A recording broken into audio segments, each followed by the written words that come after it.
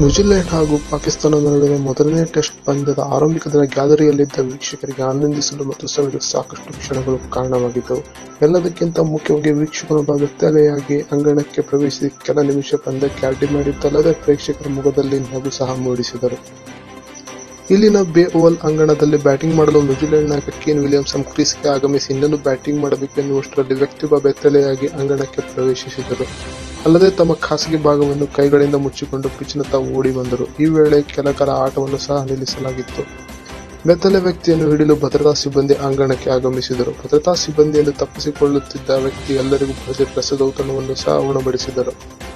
ಕೊನೆಗೂ ಆತನನ್ನು ಹಿಡಿದು ಅಂಗಣದಿಂದ ಹೊರಗೆ ಕಳಿಸುವಲ್ಲಿ ಸಿಬ್ಬಂದಿ ಯಶಸ್ವಿಯಾದರು. ಈ ವಿಡಿಯೋ ಸೋಷಿಯಲ್ ಮೀಡಿಯಾದಲ್ಲಿ ಸಿಕ್ಕಾಪಟ್ಟೆ ವೈರಲ್ ಸಹ ಆಗುತ್ತಿದೆ. ಅಜೇಯ 94 ರನ್ ಗಳಿಸಿ ಬ್ಯಾಟಿಂಗ್ ಮಾಡುತ್ತಿದ್ದ ಕೇನ್ ವಿಲಿಯಮ್ಸನ್ ಇನ್ನೇನು ಶತಕದ ಸಮೀಪವಿದ್ದಂತೆ ಈ ಹಾಸ್ಯಭರಿತ ಘಟನೆಯಿಂದಾಗಿ 5 ರಿಂದ 10 ನಿಮಿಷಗಳ ಸಮಯ ವ್ಯರ್ಥವಾಯಿತು. ಈ ಕಾರಣದಿಂದ ಮೊದಲನೇ ದಿನ ಕಿವೀಸ್ ನಾಯಕ ಶತಕ ಪೂರೈಸಲು ಸಾಧ್ಯವಾಗಲಿಲ್ಲ. ಟ್ವಿಟರ್ನಲ್ಲಿ ಕೆಲ ಅಭಿಮಾನಿಗಳು ಈ ವಿಡಿಯೋಗೆ ಹಾಸ್ಯಭರಿತ ಕಾಮೆಂಟ್ಗಳನ್ನು ಸಹ ಮಾಡುತ್ತಿದ್ದಾರೆ. ಇನ್ನು ಪಂದ್ಯದಲ್ಲಿ ಕೇನ್ ವಿಲಿಯಮ್ಸನ್ 129 ಶತಕ ಹಾಗೂ Ross Taylor 70 run, Henry Nicholls 56 run ಮತ್ತು ವಾಟ್ಲಿಂಗ್ 73 ರನ್ ಅವರ ಅರ್ಧಶತಕಗಳ ನೆರವಿನಿಂದ ನ್ಯೂಜಿಲೆಂಡ್ ಪ್ರಥಮ ಇನ್ನಿಂಗ್ಸ್ನಲ್ಲಿ 155 ಓವರ್ಗಳಿಗೆ 431 ರನ್ ಗಳಿಸಿ ಆಲ್ಔಟ್ ಆಯಿತು. ಪಾಕಿಸ್ತಾನದ ಪರ ಅತ್ಯುತ್ತಮ ಬೌಲಿಂಗ್ ಮಾಡಿದ ಶಾಹಿನ್ ಶಾ ಆಫ್ರಿದಿ 4 ವಿಕೆಟ್ ಪಡೆದರೆ ಯಾಸಿರ್ ಶಾ 3 ವಿಕೆಟ್ಗಳನ್ನು ಕಿತ್ತರು.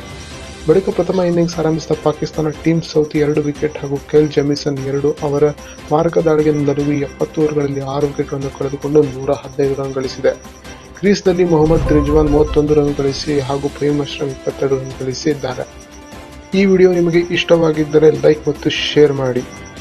ಇನ್ನೂ ಹೆಚ್ಚಿನ ವಿಡಿಯೋಗಾಗಿ ಚಾನೆಲ್ ಅನ್ನು ಸಬ್ಸ್ಕ್ರೈಬ್ ಮಾಡಿಕೊಳ್ಳಿ.